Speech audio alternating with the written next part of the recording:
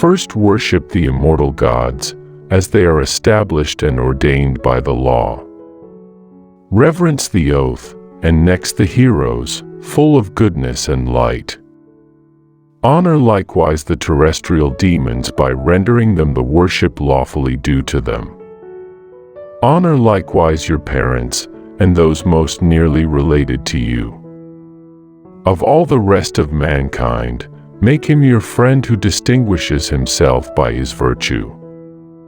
Always give ear to his mild exhortations, and take example from his virtuous and useful actions.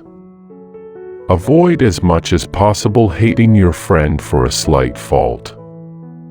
Power is a near neighbor to necessity.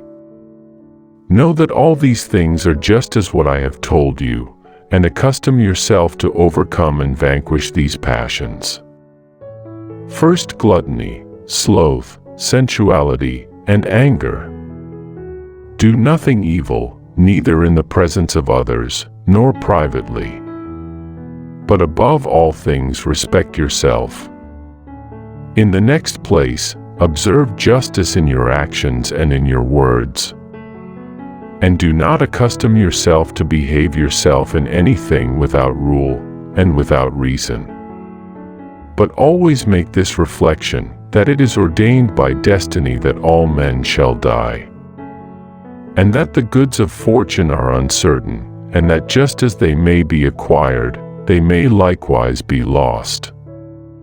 Concerning all the calamities that men suffer by divine fortune, support your lot with patience, it is what it may be, and never complain at it.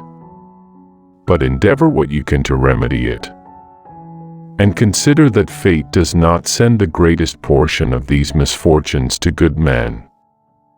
There are many sorts of reasonings among men, good and bad.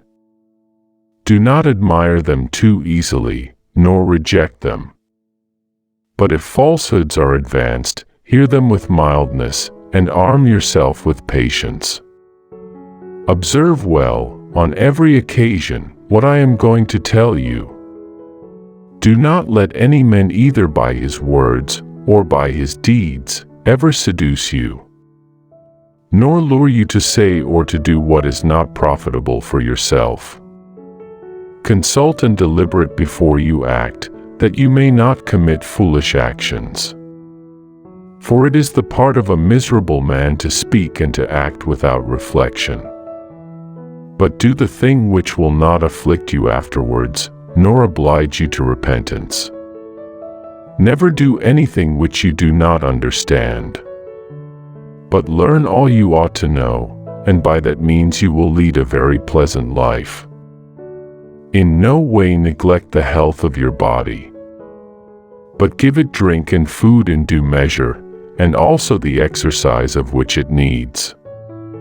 Now by measure I mean what will not discomfort you.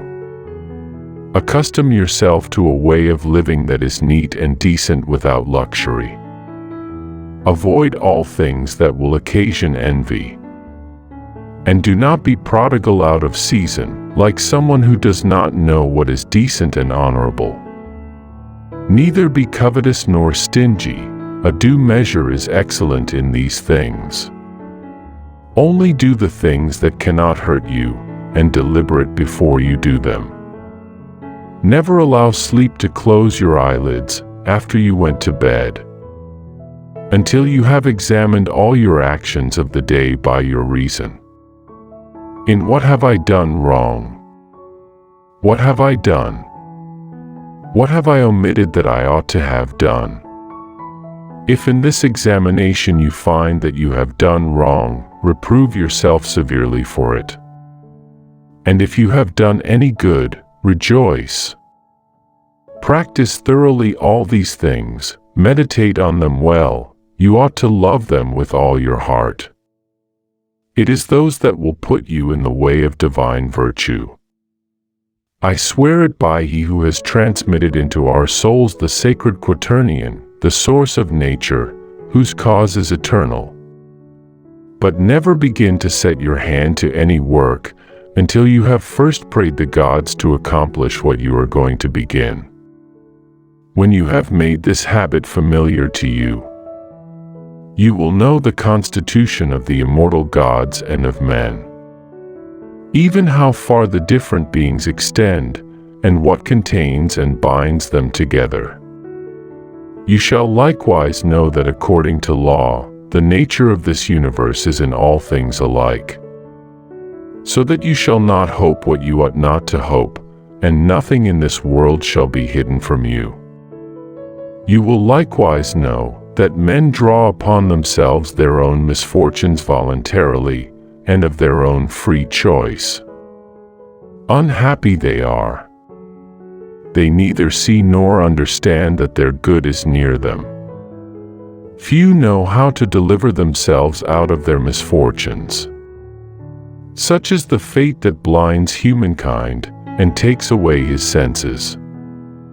Like huge cylinders they roll back and forth, and always oppressed with innumerable ills.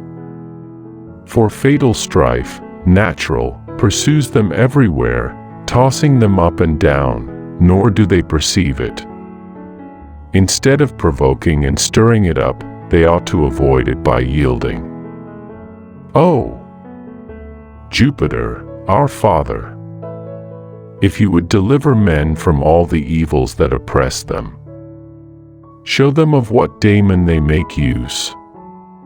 But take courage, the race of humans is divine. Sacred nature reveals to them the most hidden mysteries.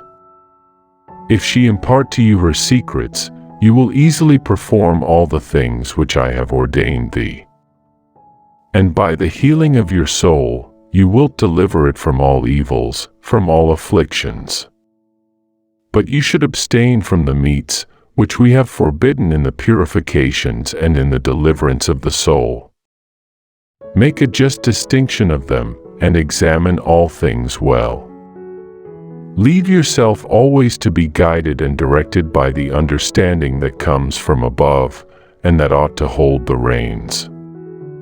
And when, after having deprived yourself of your mortal body, you arrived at the most pure aether, you shall be a god, immortal, incorruptible, and death shall have no more dominion over you.